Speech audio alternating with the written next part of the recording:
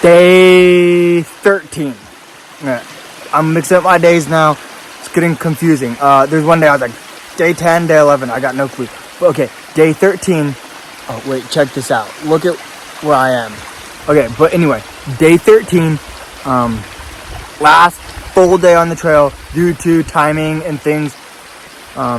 Going back to school, we need to get off trail. So tomorrow's our last day. We're hiking out, getting picked up. Today we hiked from Suckerbrook to Emily Proctor. Lots of elevation up and down. Some very steep parts. So it's 11.2 or something like that. But it was pretty brutal. A lot of ups and downs, a lot of mud, and very slippery. Dude, I just love the scenery where I am at. Look how green it is. Like, for example, over here. But anyway, it's been amazing. And today, I didn't have much video because it was just hiking again, mundane. Not much info. So I'm going to teach you all how to make a fire because, well, I got some dirt here. It's okay. I'm going to teach you all how to make a fire and what I use to make a fire, especially when it's raining. This season's been so freaking wet here on the long trail. Also, probably if you're hiking the AT, you probably know. Bunch of mud, rain every couple days. Sometimes it rains for a few days straight. So it is nice to get to one of these shelters and make a fire. I'm going to show you how you do that, okay? It's going to be low key, it's going to be casual, quick, dirty, simple, lighter match. I'm going to show you a secret to find tinder out here that's dry, okay? Or relatively dry, and how you can light a certain type of bark on fire from a tree that's been growing all over here in Vermont.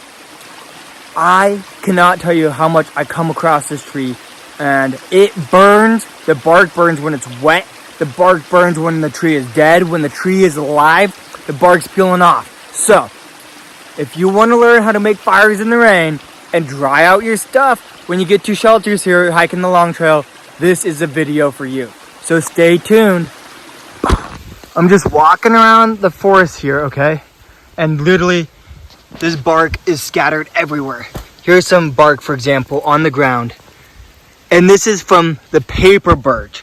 Any birch tree, you can burn the bark. This bark is gonna last probably for what I need for my fire. If it's really wet, get more birch. Here's some more birch, for example, on the ground. Okay, y'all, we found the paper birch tree.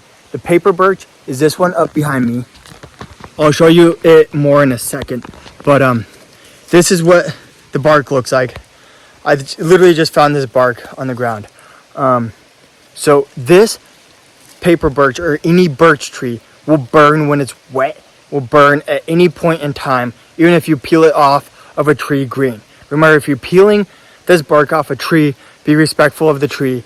Don't pull the whole entire ring around the tree. Just pull like a few inches off. Because if you take the bark off in a ring around the entire tree, you cut off the sap flow going up and down. So that's one thing. The paper birch tree. All right, y'all, this is a paper birch tree. And this tree is actually currently dead up top. So this entire tree is dead. So I'm just gonna, you can see I peel this off, right? This is why they call it paper birch.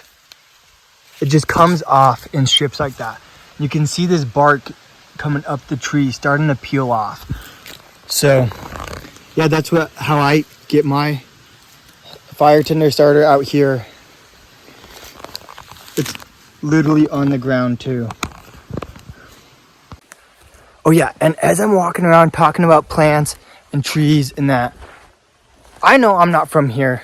I'm from the West Coast, so if I ever mistake any type of tree, maybe it's not the paper birch, but you know, if I get it wrong at any point in time, please, you can always let me know what type of tree, what type of plant, what type of animal it is. Don't feel bad to comment and correct me on any of that type of stuff. I really appreciate it. But here, I just found a live birch tree. And I'll show you what it looks like. All right, y'all. Up there is the green. of the birch tree. And then as you follow this trunk down, do you see right here all that bark peeling off? You can see all this bark peeling off. So that's okay to harvest. So what I'm gonna go and do is grab that bark. And mind you, this is from a live tree, and it is okay to take this bark because it is peeling off the tree. You're not gonna harm that tree. So up here when it's raining, all these leaves up above block the rain, right? Somewhat, and it sheds it out to the outsides of the trees, making the inside of the tree here, right up against the tree, dry. So it's been raining a lot, and then listen to this, right? That's relatively dry. That's gonna light up.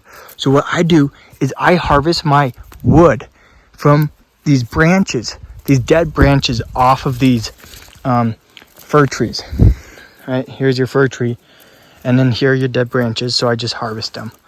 And that's how I find my dry wood. This is what our house looked like. Like this is basically what we did. I didn't know my mom was like that. Not let a rolling boil, bubbling boil. Yeah, it's raining.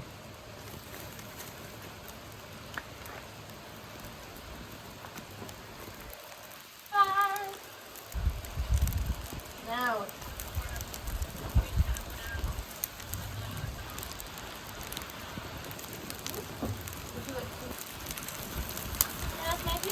I'll trade you my Trader Joe's coffee. Whoa, that's how you singe your hair. This is a birch bark, how I lit this fire behind. And here, I'm just gonna light it real quick and watch how well I'm. And this is wet birch bark, or damp birch bark. Yeah, you see how well that burns, right?